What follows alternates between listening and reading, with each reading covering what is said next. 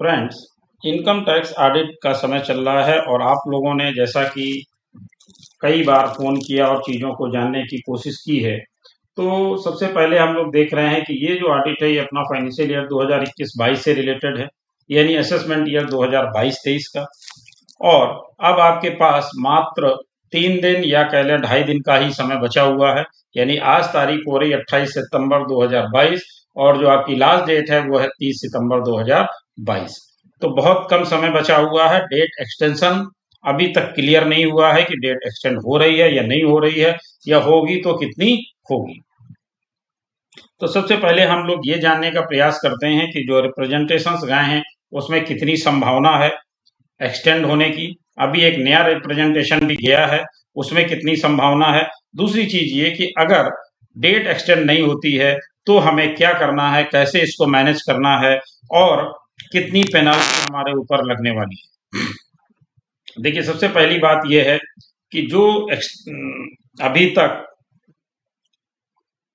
Representations गए हैं उनकी बात अगर हम करें तो उनमें जो रिप्रेजेंटेशन गया था वो सबसे ज्यादा पावरफुल जिसको हम मान रहे थे वो था AIFTP का, यानी all India federation of tax practitioners का, जिसमें इन्होंने डिटेल में सारी बातें कही थी कि क्यों डेट को एक्सटेंड होना ही होना चाहिए, जिसमें क्लास 44 का सबसे ज्यादा जिक्र किया गया था, जिसकी रिपोर्टिंग करने में सबसे ज्यादा दिक्कत आ रही थी और इसी वजह से ये माना जा रहा था कि डेट एक्सटेंड निश्चित रूप से होगी ही होगी।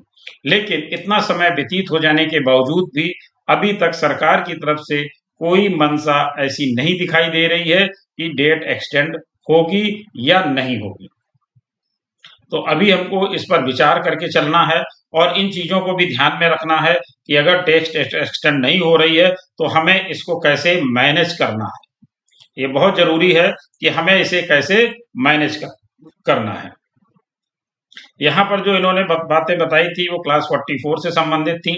इसके अलावा 3CD रिपोर्ट से संबंधित थी, जिसमें क्लास 16 सबसेक्ट डी थे, क्लास डी से था।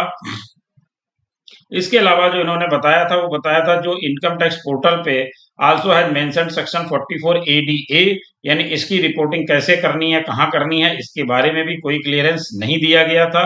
तो ये जो बातें कही गई थी इनका क्लियरेंस अभी भी, यानी इससे संबंधित क्लैरिफिकेशन रिक्वायर्ड है, लेकिन उसके बावजूद भी सरकार के द्वारा कोई भी क्लैरिफिकेशन जारी नहीं किया गया है और इस वजह से जो ये रिपोर्ट्स ऑडिट की दाखिल हो रही हैं उनमें बहुत ज्यादा क्लियरिटी नहीं मिल पाएगी, यानी मिस्टेक्स बहुत ज्यादा होने वाली हैं। सरकार क्या चाहती है और हम रिपोर्टिंग क्या कर रहे हैं, ये भी एक बड़ा सवाल है कि इतना कम समय में इन रिपोर्टों को कैसे सही सही दिखाया जा सकता है। सबसे बड़ी बात यह है कि जो क्लास 44 की बात अगर हम करें तो उसके लिए सबसे जरूरी था कि हम उसका क्लासिफिकेशन कर पाए और उसका डिटेल अलग अलग निकाल पाए। लेकिन अब रजिस्टर्ड डीलर, अनरजिस्टर्ड डीलर, उसके अलावा कंपोजिशन डीलर, ये सारी चीजें रिपोर्टिंग करने के लिए हमें ऐसे सॉफ्टवेयर की जरूरत थी जो सॉफ्टवेयर इन सब चीजों को अलग अलग निकाल पाते। लेकिन ना तो इस तरह के कोई अभी तक सॉफ्टवेयर मौजूद हैं और ना ऐसा हो पा रहा है। दूसरा, जो सरकार से क्लैरिफिकेशन मांगा गया वो सरकार ने भी क्लैरिफिकेशन नहीं दिया कि किस तरह से इसकी रिपोर्टिंग करनी है। अब उसके बाद जब मैनुअल इन कामों को किया जाएगा तो मैनुअल करने में समय लगता है, जिसके लिए सरकार को समय देना ही देना चाहिए था। लेकिन सरकार की तरफ से भी इस संबंध में कोई क्लैरिफिकेशन नहीं दिया जा रहा, कोई जानकारी नहीं दी जा रही है कि वो डेट एक्सटेंड करने जा रहे हैं या नहीं जा रहे हैं, या मिनिमम कितनी करने जा रहे हैं। खैर, उसके साथ साथ हम लोग ये देख लें अगर डेट एक्सटेंड नहीं हो रही तो हमें क्या करना है। देखिए, आप लोगों को मालूम है कि अगर हम टाइम से फाइल नहीं कर पा रहे हैं तो हमें लेट फीस अदा करनी पड़ेगी, यानी पेनाल्टी देनी पड़ेगी। और वो कितनी है? वो है 0.5%, यानी 0.5% हमको देनी है। और इसमें हमें ये अपना तरीका अपनाना चाहिए कि जो भी हमारे पास ऑडिट बचे हुए हैं जिनको अभी हम नहीं कर पाए हैं उनमें हम प्रायोरिटी बेस पर ऑडिट करें कि जिनका टर्नओवर ज्यादा है उनका पहले करें, क्योंकि उनके ऊपर ज्यादा लेट फीस या पेनाल्टी लगेगी, लेकिन जिनका टर्नओवर कम है उनको हम बाद में कर सकते हैं कि अगर उन पे पेनाल्टी लगती भी है तो कम से कम लगे।